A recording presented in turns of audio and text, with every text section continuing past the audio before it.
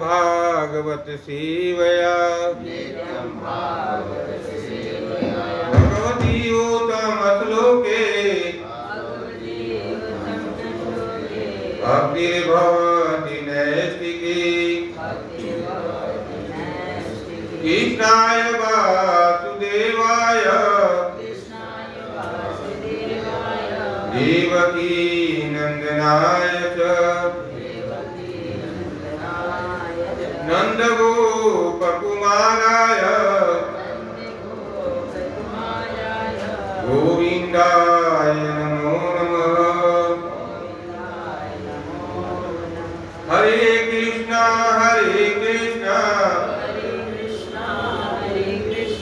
कृष्ण कृष्ण हरे हरे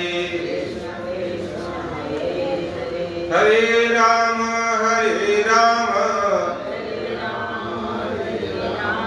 राम राम हरे हरे हरे। तो आज के सुबहकालीन सत्र में श्रीमद् भागवतम की कक्षा में उपस्थित सभी भक्तवृंद का स्वागत है। आज हम लोग स्कंद 6 और अध्याय 9 और श्लोक संख्या 49 का अध्ययन करेंगे। श्लोक बोलते हैं, पीछे दोहराइए। न वेद कृपणः श्रेय आत्मनो गुणवस्तुद्रिका तस्य तान् इक्षतो यक्षेत् यदि सोऽपि तथा विधि न वेद कृपणः श्रेय आत्मनो गुणवस्तुद्रिका तस्य तान् इक्षतो यक्षेत् यदि सोऽपि तथा विधि न वेद कृपणः श्रेय आत्मनो गुणवस्तुद्रिका तस्य तान् इक्षतो यक्षेत् यदि सोऽपि तथा विधि।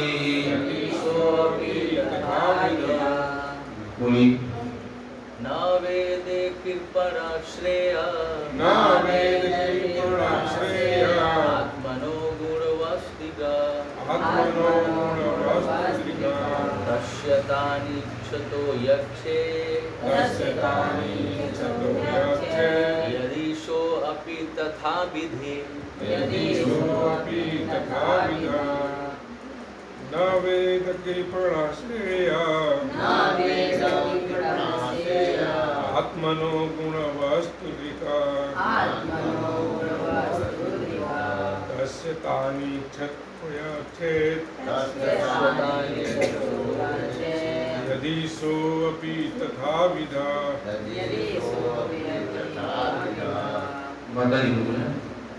न वेद कृपणः श्रेय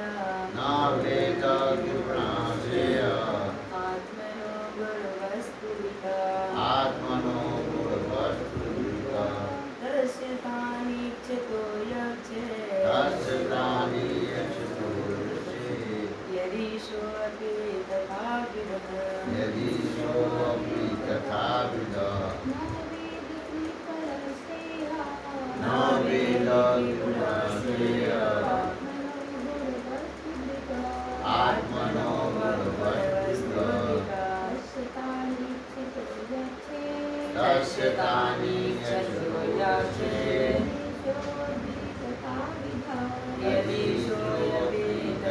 विधा।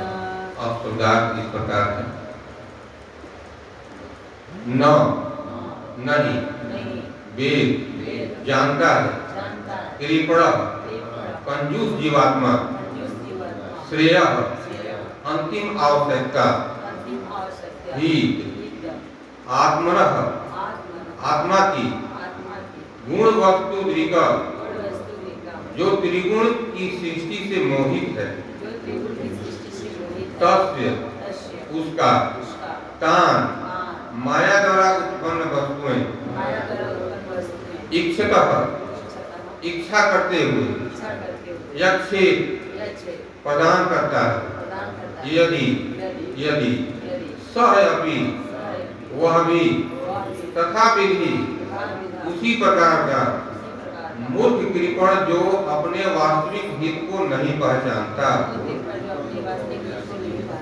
अब अनुवाद एवं तात्पर्य फिर जोड़ेंगे। ऋषि भक्तिवेदांत स्वामी श्रील प्रभुपाद के द्वारा इस प्रकार है। जगतगुरु श्रील प्रभुपाद की जो लोग भौतिक संपत्ति को ही सब कुछ या जीवन का परम ध्येय मानते हैं, वे कृपण कहलाते हैं। वे आत्मा की परम आवश्यकता हित को नहीं जानते। यही नहीं, यदि कोई ऐसे मूर्खों की इच्छा की पूर्ति करता है, उसे भी मूर्ख समझना चाहिए। तात्पर्य इस प्रकार है, मनुष्य दो प्रकार के होते हैं, कृपण तथा ब्राह्मण। ब्राह्मण वह है जो ब्रह्म या परम सत्य को जानता है और इस प्रकार अपने वास्तविक हित को पहचानता है।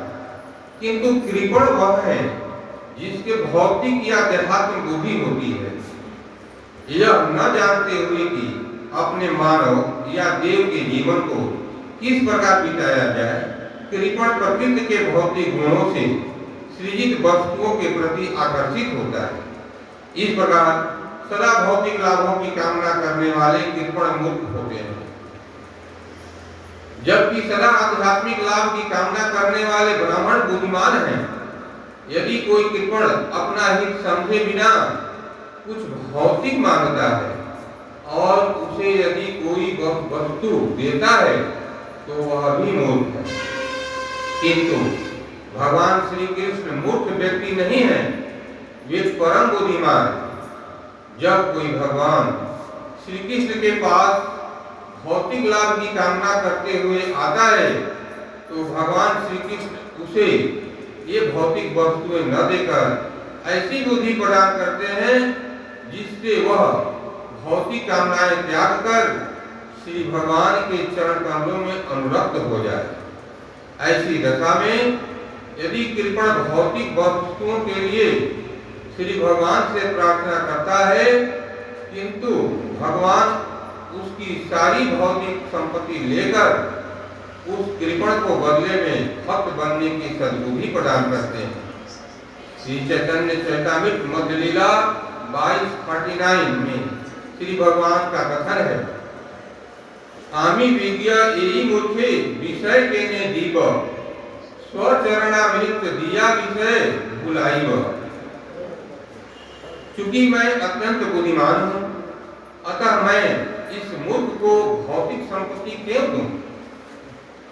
इसके स्थान पर मैं अपने चरण कमल की शरण के अमृत के लिए उसे प्रेरित करूंगा और उसके झूठे भौतिक सुख को भुलवा दूंगा। यदि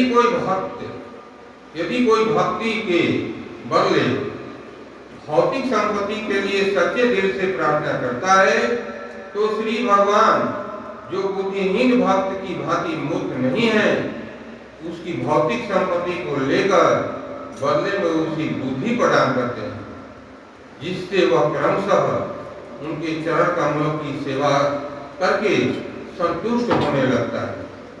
इस प्रसंग में श्री विश्वनाथ चक्रवर्ती ठाकुर का टीका है कि यदि मूर्ख बालक अपनी माता से विष मांगे तो बुद्धिमान माता निश्चय ही उसे विष नहीं देगी, भले वह कितना ही अनुनय विनय क्यों न करे। भौतिकवादी व्यक्ति को यह पता नहीं है कि भौतिक संपत्ति को स्वीकार करना विष या जन्म मृत्यु के चक्कर को स्वीकार करने के तुल्य है। एक बुद्धिमान व्यक्ति ब्राह्मण भौतिक बंधन से अपनी मुक्ति की आकांक्षा करता है। यही मनुष्य का वास्तविक कल्याण है। जगत गुरु श्रील प्रभुपाद की ओम अज्ञानतिमिरान्धस्य ज्ञानांजन शलाकया चक्षुरुन्मीलितं येन तस्मै श्रीगुरुवे नमः।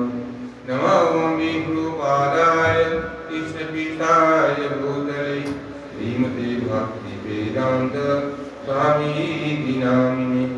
नमस्ते सरस्वती देवी गौरवाणी प्रचारिणे निर्विशेष शून्यवादी पाश्चात्यदेशकारिणे। वाञ्छाकल्पतरुभ्यश्च कृपा सिन्धुैव च पतितानां पावनेभ्यो वैष्णवेभ्यो नमो नमः। हरे कृष्णा कृष्णा कृष्णा हरे हरे, हरे राम राम राम हरे हरे। तो आज के सत्र में हम सबसे पहले भगवान जगन्नाथ बलदेव सुभद्रा महारानी और निताय सुंदर भगवान के चरण कमलों में आशीर्वाद प्रदान करते हुए, आशीर्वाद लेते हुए आप सभी वैष्णव भक्तों से उन्हें विनय करता हूँ कि आप मुझे बल प्रदान करें कि मैं आचार्यों या वरिष्ठ भक्तों के से सुनी हुई बातों को, भागवत की वाणी को यथारूप में कुछ पा सकूं। तो आज का प्रसंग जो है इस अभ्यास एक्सरसाइज का नाम है वृत्तासुर राक्षस का प्राकट्य। सुनते आ रहे हैं हम लोग, वृत्तासुर राक्षस का प्राकट्य जब हुआ तो वह देवताओं को जो है तबाह करना शुरू कर दिया। देवता कितना भी अस्त्र शस्त्र चला रहे थे वो उसको निगलते जा रहा था, और जब तबाह होकर लगा कि कोई अब कसर नहीं बाकी रह जाएगा, तब वो भगवान की शरण में गए। तभी देवता भगवान का स्मरण करने लगे, भगवान की स्तुति करने लगे, प्रार्थना करने लगे। प्रार्थना करने से भगवान प्रसन्न हो गए, और भगवान प्रसन्न हो गए तो ये देवतागण भगवान से मांग रहे हैं कि हे भगवान वृत्तासुर का वध कर दें ताकि हमें मुक्ति मिल जाए।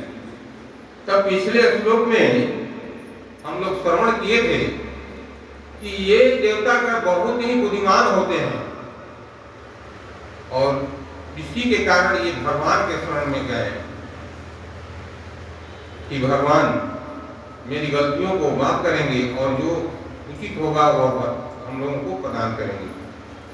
लेकिन फिर भी ये मांग रहे हैं कि वृत्तासुर का वध कर दिया जाए ताकि हम लोग उससे छुटकारा पा लें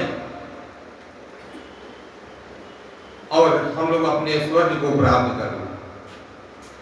इस पर भगवान जो है बहुत खेद प्रकट कर रहे हैं।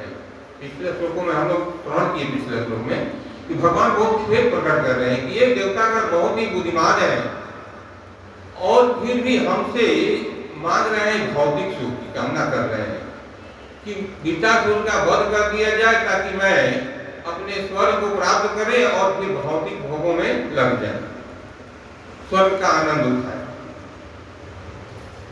जबकि देवतागण को मेरी भक्ति को मांगना चाहिए। तो पिछले श्लोक के माध्यम से हम भक्तगण को सीखना चाहिए कि भगवान से क्या मांगना है।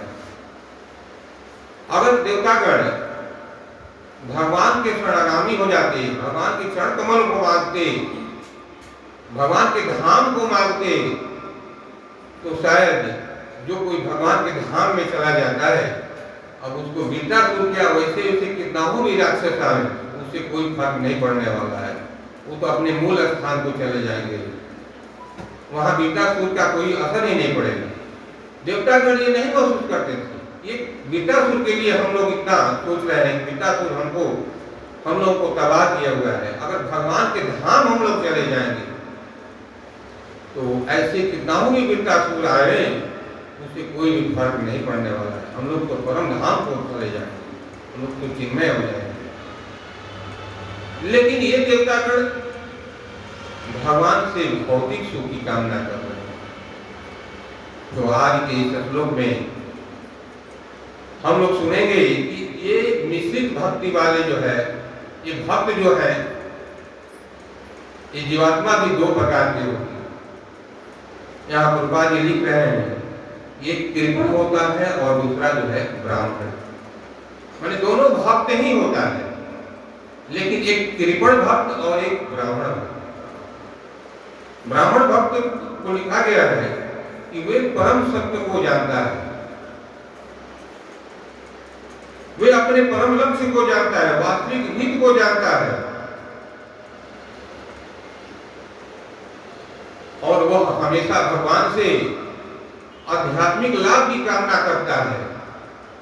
इस प्रकार जो ऐसी कामना करता है वह भक्त ब्राह्मण कहलाता है और वह अत्यंत बुद्धिमान होता है। तो यहाँ कोई कह सकता है कि देवतागण भी तो बुद्धिमान थे, वो ऐसा क्यों माने? तो पिछले श्लोकों में बताया गया है कि शायद देवतागण भी शुद्ध भक्त नहीं है, वो मिश्रित भक्त है। और हम लोगों को इसी से शिक्षा लेनी है, हम लोगों को मिश्रित भक्ति नहीं करना है, भौतिक सुख नहीं मांगना है। जो भौतिक सुख की कामना करता है वैसे भक्त कृपण कहलाते हैं। वह यह नहीं जानता है कि मेरा परम लक्ष्य क्या है, मेरा लक्ष्य क्या है। चैतन्य चैतामृत मध्य लीला में भगवान खुद कहते हैं, ग्रुप में भेजे,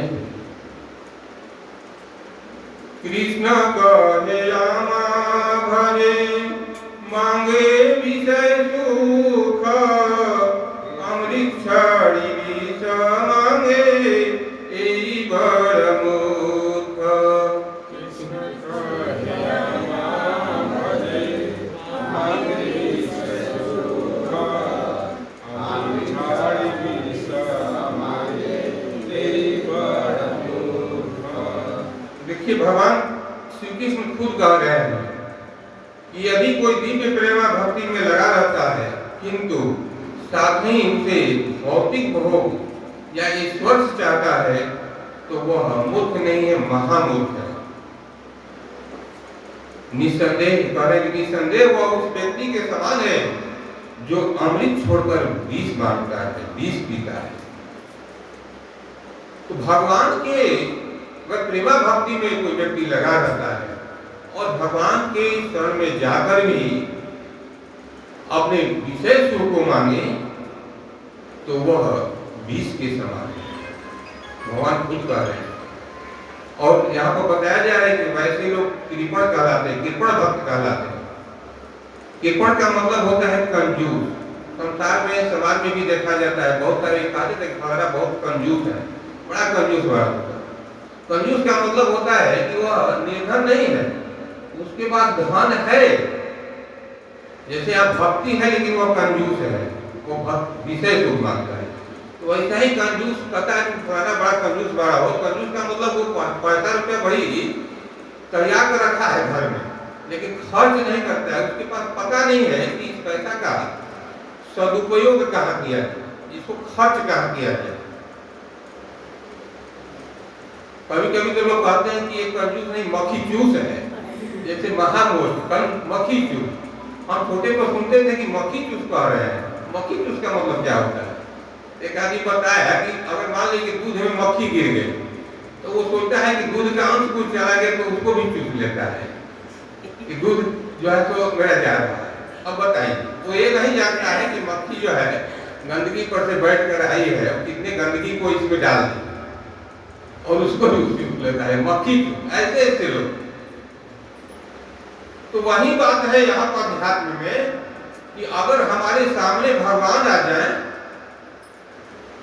भगवान को हम प्रसन्न कर रहे हैं और फिर भी हम मक्खी चूस बने हुए हैं, हम अपने आनंद के लिए, अपने भोग के लिए विषय सुख मांग रहे हैं, यह विष के समान है। जैसे वह जो मक्खी चूस लेता है कि पूरी गंदगी को जो है बैक्टीरिया वो उसके अपने अंदर कर लेता है, वैसे मक्खी चूस। ऐसे ऐसे लोग पड़े हुए हैं, पैसा रुपया रखेंगे, मंदिर में दान नहीं करेंगे, वो नहीं समझेंगे कि भक्ति क्या होता है। उनके घर दो रिश्तेदार चले जाएंगे तो वो जो है कहेंगे कि हमारा इतना पैसा लग गया, उतना पैसा लग गया।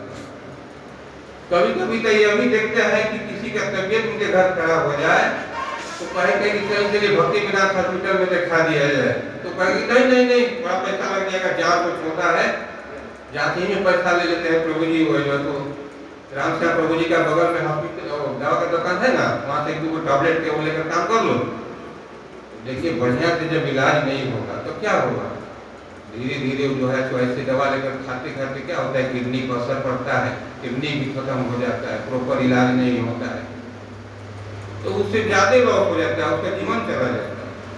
वो समझता ही नहीं है कि कहाँ खर्च करना है, क्या मांगना है। तो वैसे कृपण दो, मेरा परम लक्ष्य क्या है, मेरा परम धाम क्या है, हम किसके लिए भक्ति कर रहे हैं, वैसे भक्त सोचते ही नहीं।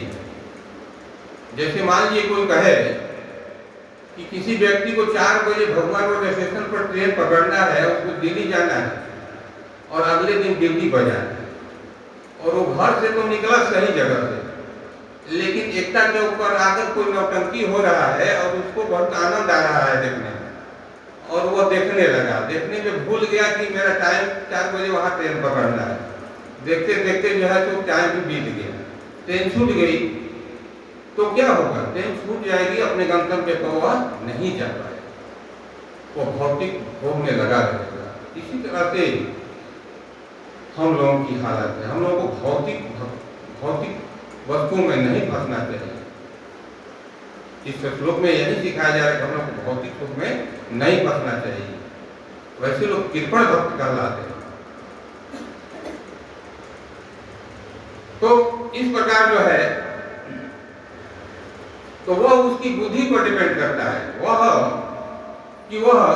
अपने प्रकृति के, यहाँ पर कहा गया है न वेद कृपण श्रेय, न माने नहीं, वेद माने जानता है, कृपण माने कमजोर जीवात्मा, श्रेय हमारे अंतिम आवश्यकता, माने जो जीवात्मा जो है जीवात्मा अपने अंतिम आवश्यकता, अपने अंतिम लक्ष्य को नहीं जानता है, वह जीवात्मा कंजूस कहलाता है। आगे करें आत्मनो गुण वस्तु विधिकम, यानी वैसे आत्मा जो है भौतिक प्रकृति के 3 गुणों से बंधे रहता है, वह मुक्त नहीं होता है, तो वो ऐसा मानता है। इसी तरह से कपिल देवहूति प्रसंग में भगवान कपिल अपनी माता देवहूति को समझाते हुए कहते हैं भगवत गीता में, भागवतम में, केतः खलु अस्य बन्धाय मुक्तये च आत्मनो मतम् गुणेषु सक्तं बन्धाय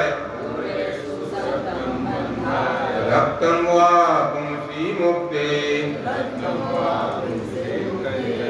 कपिल महाराज की जीवात्मा की चेतना जिस अवस्था में प्रकृति के 3 गुणों के द्वारा आकृष्ट होती है वह बद्ध जीव कहलाती है, किंतु जब वही चेतना श्री भगवान के प्रति आसक्त होती है तो वह मनुष्य मोक्ष की चेतना में स्थित हो जाता है।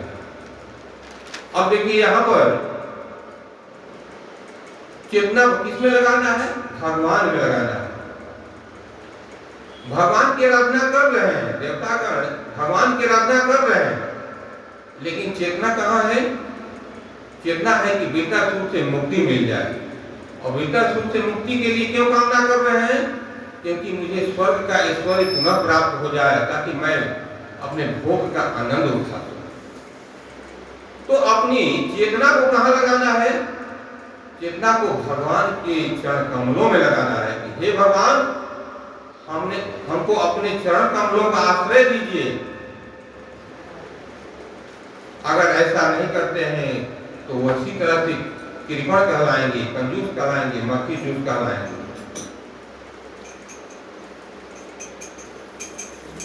लेकिन भगवान जगन्नाथ पुलिस भगवानी की, सुंदर भगवान की।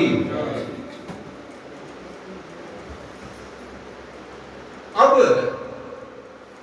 आगे कह रहे हैं कि जो ऐसा व्यक्ति है वह मूर्ख है, जो भौतिक सुख को मांगता है वह तो मूर्ख है, लेकिन जो उसको भौतिक सुख प्रदान करता है वह भी मोह कहलाता है।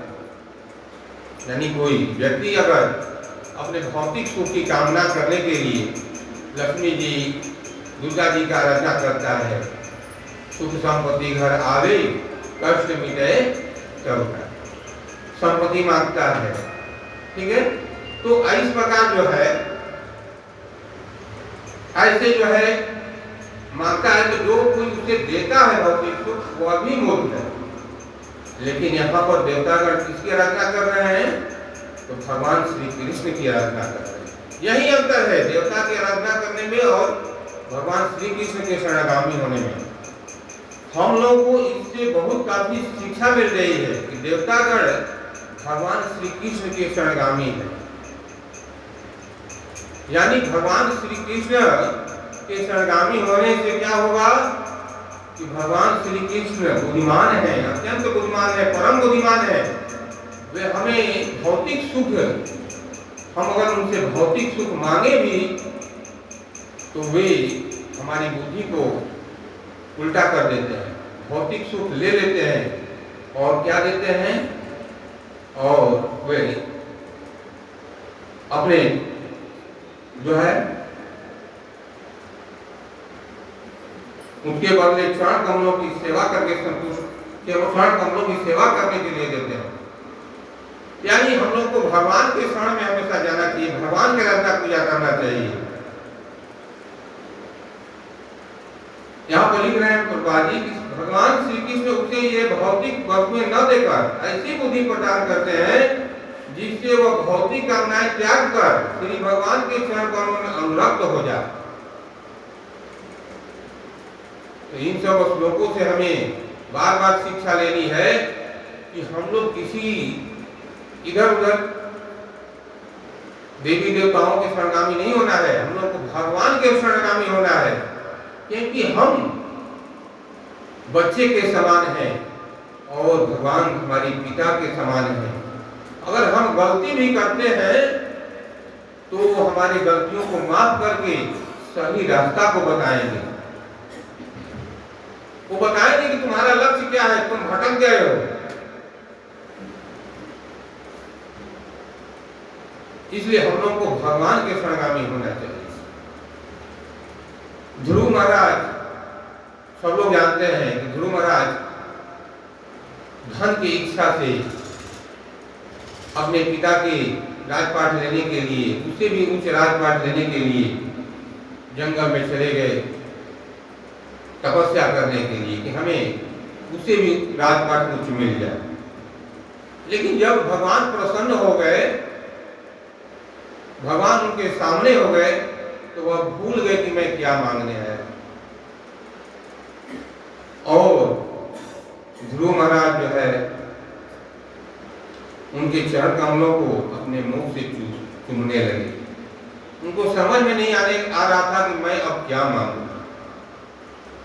तो प्रत्यक्ष भगवान जिसके सामने हो तो भगवान परम पिता है, वो अपने भक्त को जानते हैं कि क्या देना है और क्या नहीं देना है।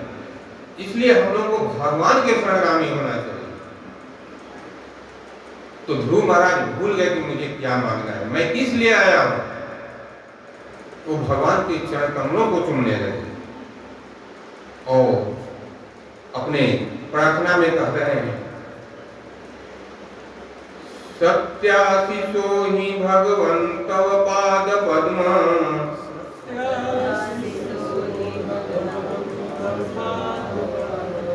भासी तथा अनुभव जतः पुरुषार्थ मोदे।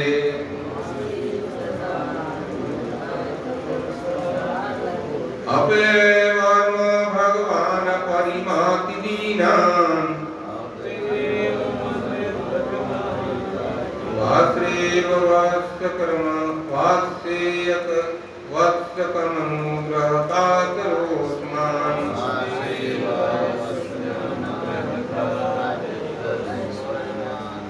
यहाँ पर ध्रुव महाराज कह रहे हैं कि जो बिना किसी कामना के अपनी भक्ति पर दृढ़ रहता है उसके लिए राजा बनने या राज करने की अपेक्षा आपके चरण कमलों का रज श्रेष्ठ है। कह रहे हैं कि जिस प्रकार गाय अपने नवजात शिशु को जब जन्म देती है तो गाय क्या करती है कि अपने जीभ से गाय के जो बछड़े पर मलमूत्र लगा रहता है उसको चाट चाट कर उसको साफ कर देती है, और साफ करने के बाद वो अपने अमृत तुल्य दूध को पिलाती है और उस बछड़े को दूसरों से रक्षा भी करती है। दूसरा कोई जाए बछड़ा पकड़ने तो गाय उससे रक्षा करती है जितना उसका शक्ति होता है। तो भगवान इसी तरह से परम पिता है, हमारे परम पिता है। और भगवान के शरण में जाने पर हम भगवान जो है, भगवान के पास हम कितना भी मांगने जाए भौतिक सुख, लेकिन भगवान जो है हमें जो है भौतिक सुख को हटा देते हैं और वे उनके पर और हमारे परम लक्ष्य को और अपने चरण को देते हैं, चरण को आराधना करने के लिए देते हैं, अपने शरण को देते हैं। इस प्रकार यहाँ पर लिख रहे हैं प्रभुपाद जी, यहाँ पर बताया गया है चैतन्य चरितामृत में मध्य लीला में, आमी विज्ञयी मूर्खे, बोलिए आमी विज्ञयी मूर्खे, विषय के नदीब स्वचरणामृत दिया, विषय भुलाइब। अब यहाँ पर भगवान कह रहे हैं कि आमी दिय यही मूर्ख है, वह तो मूर्ख है जो भक्त है, मेरी पूजा कर रहा है, मेरी आराधना कर रहा है, वह तो मूर्ख है, लेकिन मैं तो बुद्धिमान हूं, मैं उसे भौतिक सुख क्यों दूं? वो तो उसको पता नहीं है, वो तो अज्ञानी है, वह मूर्ख है, उसको पता नहीं है क्या मांगना है। लेकिन जब मेरे शरण में आ गया है तो मुझे क्या देना है वो मुझे समझना है। मैं बुद्धिमान हूं, मैं समझ रहा हूं कि उसे क्या चाहिए। मैं इसके स्थान पर मैं अपने चरण कमल की शरण के लिए प्रेरित करूंगा, जिससे उसके झूठे भौतिक सुख को भुलवा दूंगा। तो भगवान हमेशा जो है भगवान के पास भौतिक सुख की कामना लेकर जाइए, चाहे जैसी भी जाइए, भगवान के पास जाइए, किसी अन्य देवी देवता के पास मत जाइए। नहीं तो देवी देवता क्या करेंगे? लक्ष्मी मांगिएगा लक्ष्मी दे देंगे, बस उनकी उतना ही पावर है। धन धान मांगिएगा धन धान दे देंगे बस, और उसी में आप भूले रहेंगे, इस जन्म जन्मांतर में पड़े रहेंगे। एक घर बनाएंगे, दो घर बनाएंगे, तीन घर बनाएंगे, और इसके बाद कहाँ जाना है पता नहीं है। मेरा अंतिम लक्ष्य क्या है, मेरा अंतिम घर कहाँ है पता नहीं है। लेकिन भगवान के शरणगामी होने पर चाहे विषय भोग की कामना के लिए ही जाए, तो हम मूर्ख को भगवान जो है बुद्धि को उल्टा कर देते हैं, उस भौतिक सुख को हटा देते हैं, भौतिक की कामना को हटा देते हैं, और क्या देते हैं? अपने चरण कमल को प्रदान करते हैं, ताकि भगवान की चरण कमल की सेवा करते हुए भक्त जो है परम लक्ष्य को प्राप्त कर सके, परम धाम को प्राप्त कर सके, जहां पर केवल आनंद ही आनंद है। तो भगवान जो है कहते हैं भागवत श्रीमद् भागवत गीता में अध्याय 9 में 17वें श्लोक में, पिताहम अस्य जगतो माता धाता पितामह वेदं पवित्रं ओंकार ऋग साम यजुरेव च। अब देखिए आप भगवान खुद कह रहे हैं, मैं ही इस ब्रह्मांड का पिता, माता, आश्रय या पितामह हूं। देखिए, पूरा ब्रह्मांड का, एक केवल भक्त की बात नहीं है, पूरे ब्रह्मांड के वो पिता भी हैं, माता भी हैं, आश्रय भी हैं और पितामह भी हैं। मैं मैंने जानने योग्य हूं। भगवान कह रहे हैं कि मैं जानता हूं, मैं सब कुछ जानता हूं और मैं शुद्धि करता हूं और मैं शुद्धि भी करता हूं। तुम्हारे पास कितना हो भी गंदगी होगा, जैसे गाय अपने बछड़े को चाट चाट कर साफ कर देती है, तो तुम मेरा अगर भक्त हो, तुम्हारे पास कितना हो भी गंदगी होगा, मैं शुद्धि करता हूं, तुम्हारी गंदगी को साफ कर दूंगा। और ओंकार हूं, मैं वेदों, मैं सभी वेदों में हूं। भगवान सभी वेदों में है। तो इस प्रकार जो है हम लोगों को हमेशा जो है भगवान के शरणगामी होना चाहिए और बहुत विनम्र भाव से जाना चाहिए भगवान के पास कि हे भगवान, आप ही सब कुछ हैं। ऐसे विनम्र भाव से अगर भगवान के पास जाते हैं कि हे भगवान, आप ही मेरी माता हैं, आप ही मेरे पिता हैं, मैं तो एक अज्ञानी हूं। अपने को एक अज्ञानी पुरुष मानकर, अज्ञानी समझकर, बच्चा समझकर भगवान के पास जाना चाहिए और भगवान के पास कीर्तन करना चाहिए। हरे कृष्णा कृष्णा कृष्णा हरे हरे, हरे राम राम राम हरे हरे। तब भगवान क्या करेंगे? भगवान तो सब कुछ जानते हैं, यह मूर्ख है, यह जो है जानता नहीं है, यह ज्ञानी है। तो फिर भगवान जो है उस भौतिक सुख को हटाकर अपने चरण कमलों को प्रदान करते हैं। यहाँ पर प्रभुपाद जी लिख रहे हैं कि इस प्रसंग में श्री विश्वनाथ चक्रवर्ती ठाकुर का टीका है। श्री विश्वनाथ चक्रवर्ती ठाकुर टीका में क्या लिख रहे हैं कि यदि मूर्ख बालक अपनी माता से विष मांगे तो बुद्धिमान माता निश्चय ही उसे विष नहीं देती, भले ही वह कितना ही उन्होंने विनय किया न करे। इसका उदाहरण दे रहे हैं श्री विश्वनाथ चक्रवर्ती ठाकुर कि अगर कोई बच्चा अपने माता के पास जाकर कहे कि मुझे विष चाहिए। अब देखिए यहाँ पर यह जानना चाहिए, यहाँ पर लिखा गया है माता। बच्चे का जन्म होता है माता पिता से, पिता का नाम नहीं दिया गया है, माता केवल लिखा गया है। पिता थोड़ा कठोर होते हैं, विष मांगोगे तो कहेंगे जाओ ना लायक, तुम विष पीना है तो पी लो, हमसे क्या मतलब है, जाओ। पिता तो यह भी कर सकते हैं, लेकिन माता का हृदय बहुत ही कोमल होता है।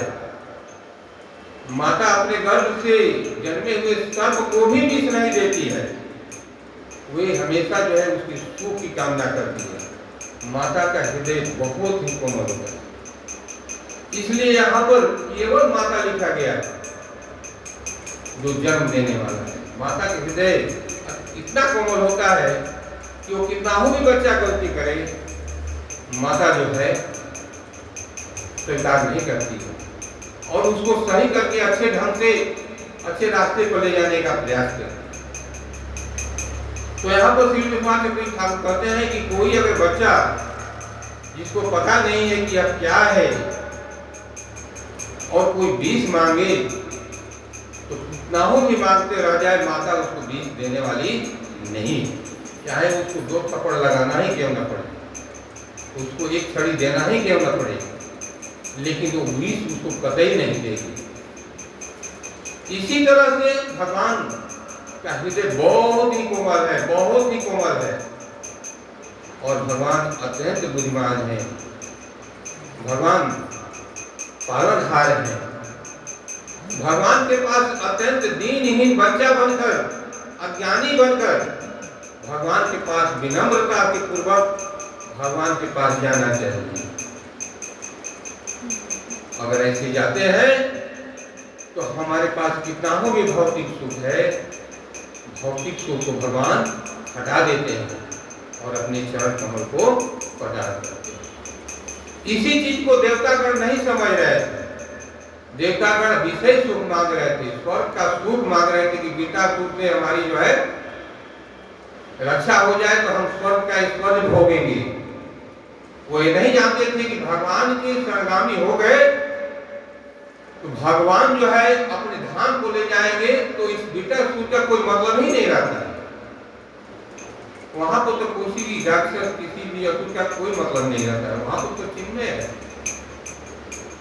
तो इस श्लोक के माध्यम से देवतागण और भगवान के इस कथन से जो है हम भक्तों को यह सीखना है कि हम भी भक्त हैं और भक्त एक अज्ञानी बनकर बहुत ही नम्रता पूर्वक भगवान का पूजा अर्चना करना चाहिए। भगवान खुद ब खुद अपने शरण में ले लेंगे। हरे कृष्णा हरे कृष्णा कृष्णा कृष्णा हरे हरे, हरे राम राम राम हरे हरे।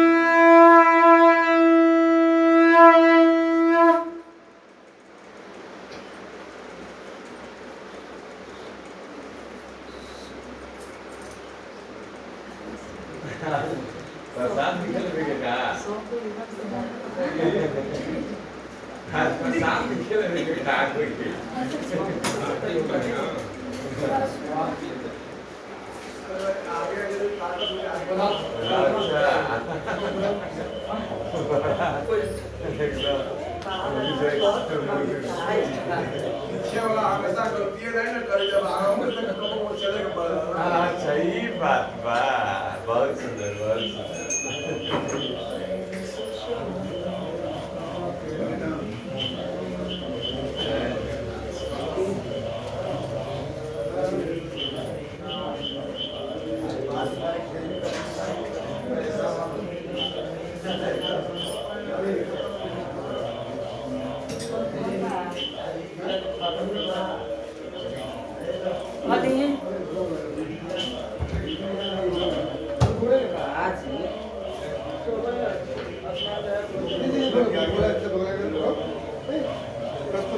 बोला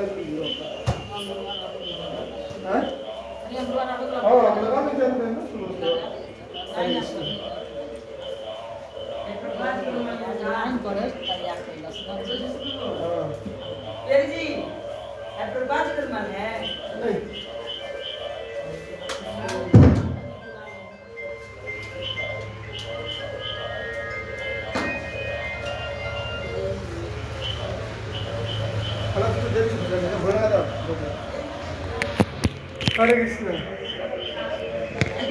हमार कथा